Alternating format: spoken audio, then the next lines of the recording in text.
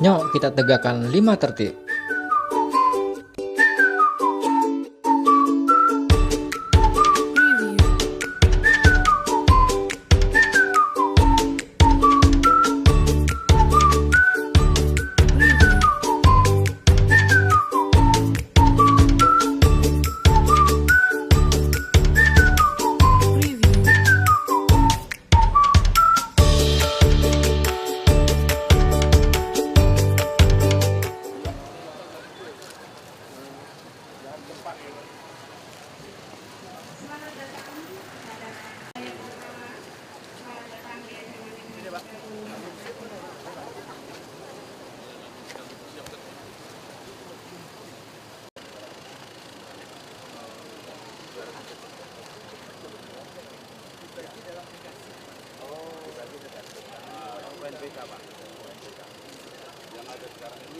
Ada 93 Pak, yang pertama nanti jam setengah 11, shift kedua 93, jam 14, shift ketiga sampai komputer Pak.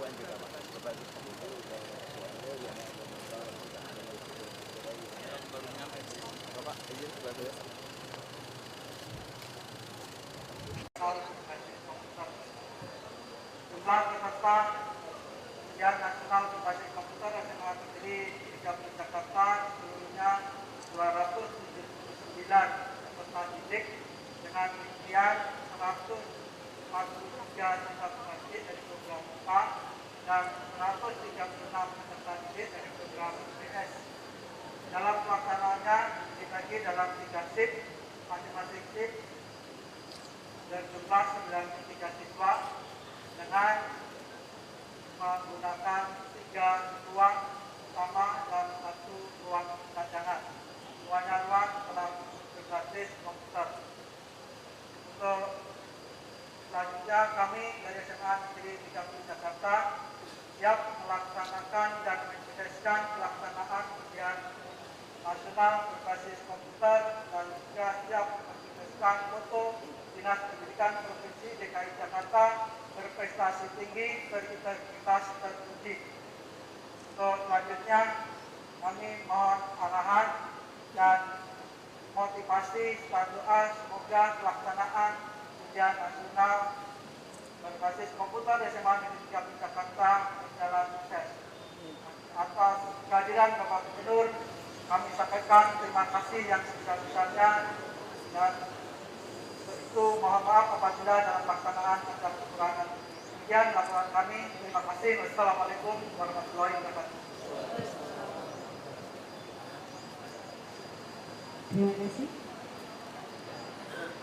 Arahan Gubernur Provinsi DKI Jakarta kepada Bapak Basuki Cahayapurnama kami persilahkan. Yang saya hormati Kepala Dinas Pendidikan dan jajarannya, yang saya hormati Pak Wali Kota dan jajarannya, dan tentu saja kepala sekolah dan seluruh guru, staf yang hadir, dan tentu yang akan ujian ini, anak-anak semua dan teman-teman media. Assalamualaikum warahmatullahi wabarakatuh. Selamat pagi, salam sejahtera untuk semua. Ya, pertama-tama saya jadi harus sampaikan bahwa ujian hari ini cuma hitungan jam kita sebetulnya. Tetapi setelah kita lulus, tentu ujiannya tiap hari. Bapak kalau semalam ada teman datang ke rumah, sebetulnya ya teman lama sama istrinya, teman sama istri saya juga teman sama dia, anak juga teman. Jadi dia ngajak saya makan. Saya bilang nggak sempat makan ini. Kalau makan di luar nggak sempat. Lalu dia lihat 2 koper tanda tangan guru bantu. 1 guru bantu, 2 tanda tangan, 1 paraf. Saya bilang sama dia, ini posisinya ini masih butuh 3 jam lagi nih. Saya bilang, kalau lihat dari posisi berkasnya saya masih butuh 3 jam. Lalu dia tanya sama saya. Dia bilang, jujur dia bilang, kalau saya nggak mau. Dia nyerah. Apa yang membuat kamu bisa bertahan? Diserang habis-habisan, ujian tiap hari. Nah kebetulan anak saya juga ujian nasional juga, cuma dia di Banten, di Tangsel. Anak saya juga ujian nasional ini hari ini. Dia juga belajar seharian, ya udah berminggu-minggu dia belajar juga. Nah tadi saya masih WhatsApp sama dia, saya bilang, tadi kamu, bapak jalan dulu nih, cuma doa sama adik kamu nih. Dia bilang enggak, kita juga doa katanya. Saya bilang nih bapak masih sampai 6.30, jadi nggak sempat doa bareng kamu. Nah ini penting. Saya kira pertama kalian harus ingat doa.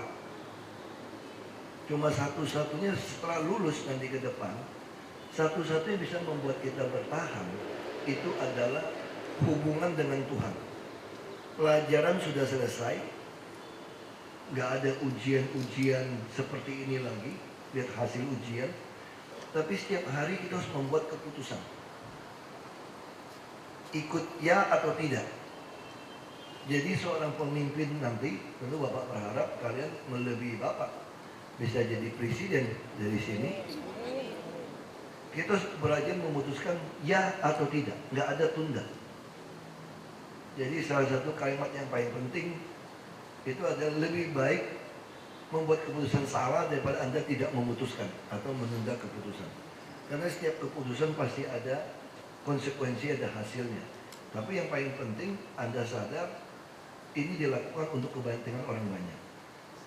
Mau jadi pemimpin tentu 5 tahun harus dipikirkan, udah lulus sarjana nanti. Jangan pernah terima suap, jangan pernah berpihak. Kita hanya bersandar kepada kebenaran konstitusi. Jadi kalau Abraham Lincoln, kalau di Washington ada presiden, dia ditembak dari belakang, dibunuh, tapi dia ditaruh patungnya duduk di Washington DC, di monumen di sana. Dia pernah katakan satu kalimat, dia tentu pakai bahasa Inggris, kalau Bapak terjemahkan bebas. Saya tidak peduli saya ada di pihak Tuhan atau tidak. Jadi kalau saya terjemahkan, saya tidak peduli orang menganggap saya salah atau benar di pihak Tuhan atau tidak. Tapi kepedulian saya yang paling besar, my greatest concern is, kepentingan paling besar apa dia bilang?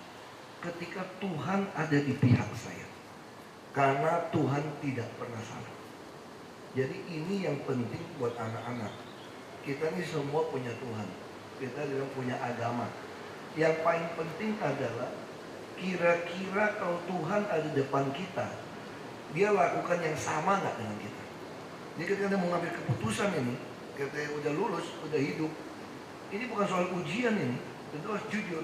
Ketika itu Anda ya atau tidak, itu harus terbayangkan kalau Tuhan jadi di sini, ya atau tidak. Nah ini yang penting. Buat hidup ini yang penting. Karena Tuhan nggak pernah salah. Tapi kalau kita selalu memaksa Tuhan berpihak kepada kita, itu bisa salah. Karena kita bisa memaksakan kehendak kita, lalu memakai Tuhan untuk membenarkan kita. Makanya Abraham Lincoln bilang, dia nggak pusingin, dia nggak peduli Tuhan di pihak dia atau dia di pihak Tuhan memaksa atau enggak. Yang penting Tuhan di pihak dia. Kalau Tuhan di pihak dia, pasti benar. Kalau kita dimaksa Tuhan berpihak, belum tentu benar. Karena kita manusia ini bahaya. Nah ini yang penting. Dan tentu saya harap kalau pemegang KRJP tahun ini, cobalah ikut tes seluruh perguruan tinggi negeri se-Indonesia. Jadi jangan khawatir tidak mampu kuliah. Kami sedang menyiapkan 18 juta rupiah per tahun untuk mendukung anak-anak yang mampu kuliah. Lalu bagaimana yang tidak masuk ke perguruan tinggi negeri? Kita masih berusaha yang cukup lumayan dibantu dari Yayasan Beasiswa Jakarta. Kita akan berusaha. Kalau yang masuk perguruan yang berbasis agama Islam, kami juga akan berusaha membantu dari basis. Kami ingin menghadapi persaingan global, setiap anak harus bisa lulus sarjana dan SDM yang baik. Tentu saja setelah lulus sudah lepas SMA udah dewasa sekali. Kalian jangan lupa olahraga secara teratur, jaga makanan karena hidup ini berharga. Kalau memang Tuhan takdirkan kita mati lebih awal karena kecelakaan atau sakit yang nggak bisa diputuskan, itu kita nggak bisa minta. Tapi alangkah konyolnya kalau kita mati karena kita tidak jaga kesehatan.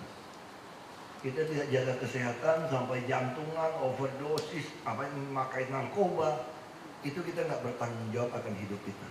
Jadi kita harus tanggung jawab badan kita, hidup kita ini punya Tuhan sebetulnya. Dan kita diizinkan hidup di sini untuk menolong orang lebih banyak, memberi manfaat kepada orang banyak. Nah, karena dengan prinsip-prinsip ini, saya yakin kalian begitu lulus, kalian bisa berhasil. Kejujuran nomor 1. Kepercayaan adalah nomor 1. Jadi yang paling penting, semua unsur dunia ini yang paling penting adalah kita dipercaya. Itu yang paling penting. Jadi kita nggak peduli orang mau bilang kita apa, yang penting kalau Tuhan di pihak kita dan dia selalu benar, apapun yang terjadi kita pasti satu hari akan dibenarkan, pasti akan dimuliakan. Ini prinsip-prinsip hidup. Makanya bagi saya yang paling penting jadi orang itu adalah mempunyai hubungan dengan Tuhan. Tahu siapa Tuhan penciptanya. Kalau mau kreatif, ini kreator, maka kamu jadi kreatif. Tahu siapa pencipta Anda, maka kamu akan tahu siapa kamu. Kalau kamu tahu siapa kamu, tentu kamu akan melaksanakan hidup manusia yang begitu pendek. Ya, mohon maaf Bapak harus kasih tausiah pagi-pagi, karena bagi saya bilang sama anak saya semalam, begitu Anda lulus, pintar atau tidak, berakal budi atau tidak, bijaksana atau tidak, mau diajar atau tidak, itu tergantung kepada hubungan Anda dengan Tuhan. Hubungan dengan Tuhan gimana kuncinya? Firman Tuhan. Selama kita beli gadget, beli alat apapun, Anda mau tahu memakai gadget itu, Anda baca apa? Manual book. Kalau kita pengen tahu manusia makin Tuhan, Anda baca apa? Supaya tahu hakikat hidup, kitab suci. Nah, ini yang penting. Jadi nggak ada ujian lagi, tapi ada satu hal yang paling penting. Anda harus ujian tiap hari menghadapi hidup ini. Bapak tentu doakan kalian semua berhasil dan bisa masuk perguruan tinggi negeri atau swasta yang terbaik. Dan setelah 5 tahun kemudian, 10 tahun kemudian, Bapak akan dengar salah satu dari kalian menjadi pejabat tinggi yang berani melawan korupsi. Karena akar semua masalah bangsa ini adalah korupsi. Saya kira itu dari Bapak. Semoga Tuhan berkati ujian hari ini, bukan hanya di sekolah sini, tapi seluruh Jakarta, bahkan seluruh Indonesia. Anak-anak kita sedang ujian, dan kejujuran, integritas adalah nomor 1. Bukan nilai, bukan angka. Yang penting kalian melakukan yang terbaik. Ya, Bapak juga nggak pinter-pinter banget kok. Bapak lulus cuma 2,8. Ya. Tapi sekarang teman-teman Bapak bilang Bapak lebih pintar daripada mereka. Karena bukan ujian, ini adalah hubungan baik. Anda harus berani putuskan, bijak, tahu mana benar, mana salah. Berani ambil keputusan bukan karena pandangan popularitas, dipuji orang, enggak. Bukan karena itu. Sekalipun kehilangan jabatan atau kehilangan nyawa pun, kita harus berdiri untuk sebuah kebenaran. Karena kebenaran enggak pernah salah dan kebenaran selalu benar. Terima kasih. Terima kasih atas arahan Bapak Gubernur. Semoga dapat bermanfaat untuk kita semua. Demi kelancaran kegiatan UNBK, kita akan berdoa yang akan dipimpin oleh Bapak Holidun. Kepada Bapak Holidun SAG kami persilakan. Bismillahirrahmanirrahim. Assalamualaikum warahmatullahi wabarakatuh. Alhamdulillahirabbil alamin, hamdan syakirin, hamdan na'imin, hamdan yuhin wa yukafil mazidah. Ya Rabbana lakal hamdu kama yanbaghi li jalali wajhikal 'azim sultanik. Allahumma arinal haqqa haqqa warzuqna ittiba'ah, wa arinal batilan batilan warzuqna tinabah. Allahumma inna ala dzikrika wa syukrika wa husnil ibadatik. La ilaha illa anta subhanaka inni kuntu minadh dhalimin. Hasbunallah wa ni'mal wakil, ni'mal maula wa ni'man nasir. Wala hawla wala quwwata illa billahil aliyyil azim. Allahumma rabbana taqabbal minna innaka antas sami'ul alim. Rabbana la tu'akhidna in nasina aw akhtana. ربنا ولا تحمل علينا إصرا كما حملته على الذين من قبلنا ربنا ولا تحملنا ما لا طاقة لنا به واعف عنا واغفر لنا وارحمنا أنت مولانا فانصرنا على القوم الكافرين. Ya Allah, di pagi yang berbahagia ini kami berkumpul bertafakur seraya memanjatkan puji syukur kehadirat-Mu. Terimalah ya Allah kehadiran kami dengan sifat dan rahman-Mu ya Allah. Berikanlah ya Allah keberkahan, taufik hidayah, kemudahan, kesuksesan dan kekuatan dalam rangka menjalankan hidup dan kehidupan di atas muka bumi ini sesuai dengan ridho-Mu ya Allah ya Karim ya Mubasirin. Rabbana atina fid dunya hasanah wa fil akhirati hasanah wa qina adzabannar. Subhana rabbika rabbil izzati amma yasifun wa salamun alal mursalin walhamdulillahi rabbil alamin. Assalamualaikum warahmatullahi wabarakatuh.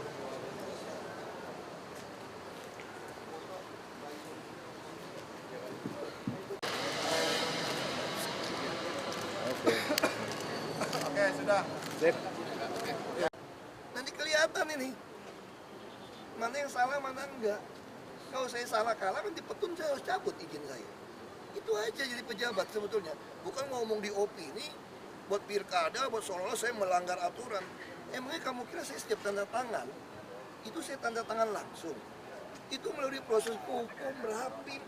Kalau tanpa paraf mereka, saya nggak mungkin tanda tangan. Terus kalau saya tidak tanda tangan, saya dipanggil ombudsman nggak? Sekarang nih, ada surat masuk ke meja saya. Kayak saya bicara guru bantu nih. Saya malas aja nggak berani, apa nggak tanda tangan. Kita dikejar waktu, saya lembur berhari-hari, ribuan. Nah sekarang kamu bayangin, sekarang ada izin, di bawah semua sudah paraf. Sampai ke meja saya tidak mau tanda tangan, kira-kira saya melanggar hukum nggak sebagai pejabat? Melanggar hukum.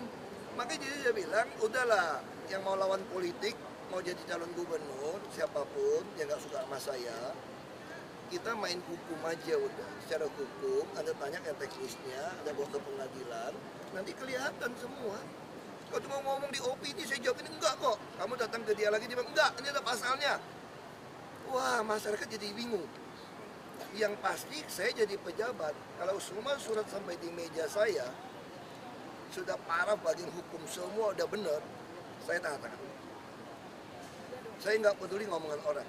Teman-teman saya usul sama saya kok. Kenapa sih Hok lu nggak mau moratorium sebentar soal pulau? Karena reklamasi pulau ini salah satu kelemahan kamu jadi isu. Setelah sumber waras gagal, kan ada isu baru nih. Nah, orang kan sumber waras kan gagal nih sekarang nih. Mau cari isu baru, reklamasi pulau menghantam saya. Nah kalau saya pakai orang politik, ya aku ngomong deh, kawan-kawan media, moratorium reklamasi pulau tidak boleh ada. Apa saya nggak gendeng ngomong seperti itu? Saya hanya ngomong dasar hukum, bukan soal terpilih atau tidak. Teman-teman saya khawatir nanti orang yang nggak suka reklamasi pulau tadi mau pilih kamu langsung nggak pilih kamu. Ya sudah, itu resiko. Masa saya demi gara-gara dipilih saya melanggar undang-undang konstitusi? Kalau pulau ini melanggar konstitusi undang-undang kan sudah pernah digugat dan kalah yang menggugatnya. Menteri Lingkungan Hidup lagi yang gugat tahun 2002 atau berapa. Sekarang jadilah Pulau N, New Tanjung Priok, bongkar dong. Terus yang nggak suka reklamasi, saya jelasin ya baik-baik ya. Kamu kira Ancol itu hasil beranak sendiri itu tanah? Jadi batas Jakarta itu persis di jalan layang tol itu, yang ada kali Ancol, itulah batas laut Jakarta awalnya. Supaya menghadang air laut masuk. Lalu zamannya Pak Ali Sadikin kalau nggak salah, diizinkanlah reklamasi. Lalu saya tanya, mau ngomong mana? Singapura bilang saya turunan Cina, Singapura lagi reklamasi. Dubai, orang Islam apa? Dubai. Dubai itu Emirat Arab rata-rata semua reklamasi.